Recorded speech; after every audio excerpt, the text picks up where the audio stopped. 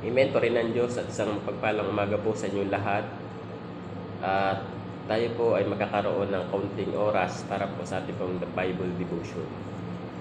Naharap na po ba kayo sa sitwasyon na nakaranas kayo ng problema na tila bang napakahirap malagpasan? So ganito po sinasabi ng Bible sa 1 Corinthians 10 verse 13, wala pang pagsubok na dumating sa inyo na hindi naranasan ng ibang tao. Tapat ang Diyos at hindi niya ipahihintulot na kayo subukin nang higit sa inyong makakaya. Sa halip, pagdating ng pagsubok, bibigyan niya kayo ng lakas upang makayanan ito at ng paraan upang malampasan ito.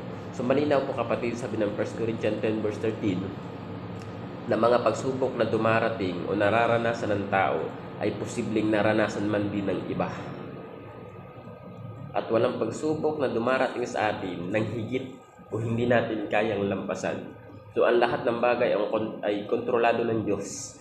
Kaya kung dumating man sa atin ang pagsubok, anuman uri ng problema o suliranin, ito ay kontrolado ng Diyos. At umaasa ang Panginoon ng mga bagay na to ay iyong malalampasan.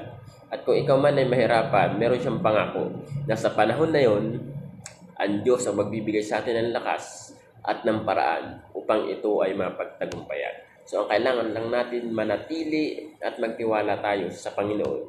All things work together for good. Nang lahat ng bagay ay pinahihintulot at pinanyari ng Diyos para po sa ating ikabubuti. So maraming salamat po and God bless po sa inyong lahat. And Amen.